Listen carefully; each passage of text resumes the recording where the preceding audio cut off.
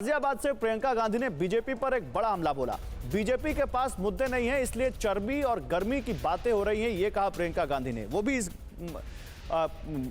पूरे घमासान में आ चुकी हैं। चुनाव में सभ्य भाषा का इस्तेमाल करना चाहिए, ये कहा प्रियंका गांधी ने। सरकार सिर्फ अपने बड़े उद्योगपति मित्रों के लिए काम कर रही है। प्रियंका गांधी ने हमला किया बीजेपी पर। छोटे कारोबारियों और व्यापारियों के लिए कुछ नहीं कर रही है ये सरकार, ये प्रियंका गांधी ने कहा। और आज चुनाव प्रचार के दौरान गाजियाबाद में वो एक ट्रैक्टर ड्राइवर से मिली जो गन्ना लाद कर ले जा रहा था, और उससे बात करते करते वो उसके ट्रैक्टर पर बैठ गई और वहां उन्होंने उससे हालचाल लिया।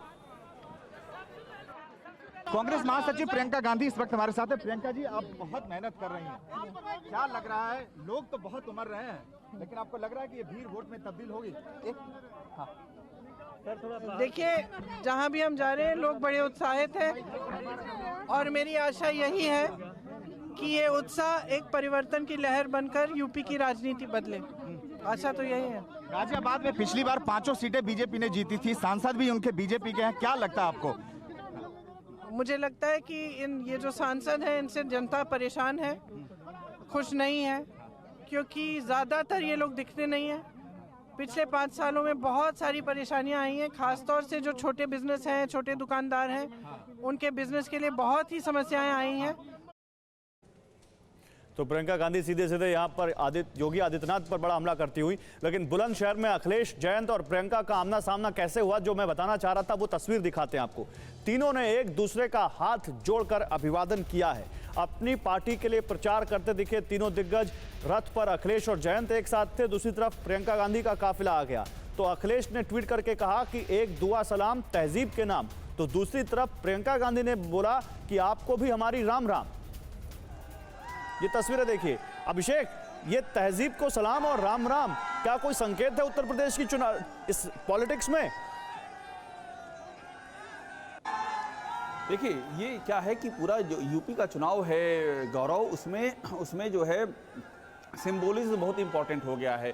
तो ये जो है, ये जो वाकया हुआ है, ये सिंबॉलिक है। और सिंबॉलिक इस बात के लिए है कि हमारा 2 चीजें, एक तो ये है कि देखिए हम लोग कितने सौहार्दपूर्ण वातावरण में आपस में चुनाव लड़ रहे हैं, जबकि दूसरी ओर से कितनी कटुता फैलाई जा रही है। और दूसरा मसला जो लगातार सामने आ रहा है कि अगर चुनाव के बाद ऐसी जरूरत आ पड़ी तो ये स्पेस है, ये दो रथों के बीच का स्पेस था, ये बेसिकली 2 दलों के बीच का स्पेस है, और ये स्पेस बहुत ही नजदीक है, आसपास से गुजर रहा है। ये सिंबॉलिक है कि जरूरत पड़ी चुनाव के बाद तो तब भी ये नजदीकियां ऐसे ही रहने वाली हैं। ये इस बात की ओर इशारा राहुल सर से बात करते हैं। राहुल सर, आपको भी कोई इसमें संकेत छुपे हुए दिखे क्या, या केवल ये शुचिता है जो राजनीतिक शुचिता सबको निभानी चाहिए? एक संकेत तो हैं, संकेत बहुत साफ है कि जरूरत पड़ेगी तो ये दोनों ये पार्टियां साथ करीब आ सकते हैं, सहयोग कर सकते हैं, और उनमें आपसी एक समझदारी है, ये भी दिख रही है। एक संवाद है, ये भी दिख रहा है, और संवाद बड़ा अच्छा है, बड़ा खुशनुमा संवाद दोनों ने किया, पहले सड़क पर, उसके बाद ट्विटर के माध्यम से। तो बहुत संदेश साफ है। नहीं, और इस बात को और आगे बढ़ाएं। रामकृपाल सर, मैं आपके पास आऊं तो अभी तक समाजवादी पार्टी बीजेपी पर हमला कर रही है, कांग्रेस बीजेपी पर हमला कर रही है। प्रियंका गांधी कभी कभार समाजवादी पार्टी के लिए बोल देती है, लेकिन समाजवादी पार्टी और कांग्रेस एक दूसरे पर उस तरह से हमलावर नहीं है जिस तरह से लगे कि वो दोनों एक दूसरे से मुकाबला कर रही हैं। देखिए गौरव, मैं यही कह रहा था, अभी 2 शब्द आए हैं कि संकेत और संभावना। मैं कह रहा हूँ कि संकेत और संभावना से पहले ये संकट का वक्त है। और एक लाइन है, निकले थे कहाँ, जाने के लिए पहुंचे हैं कहाँ मालूम नहीं। घर से तो निकले थे, लेकिन बाद में हो गई कि थोड़ी कड़ी धूप है ना।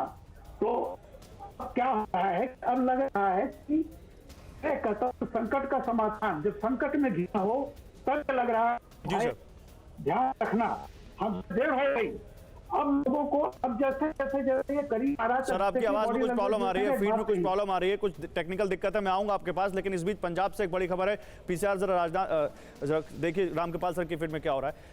कोरोना धर्म नहीं देखता, जात नहीं देखता, अमीर गरीब ऊंच नीच नहीं देखता। कोरोना सिर्फ मौका देखता है, लेकिन आप उसे मौका मत दीजिए।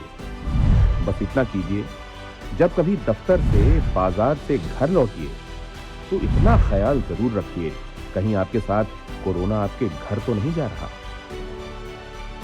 भूलिए मत, कोरोना अभी जिंदा है।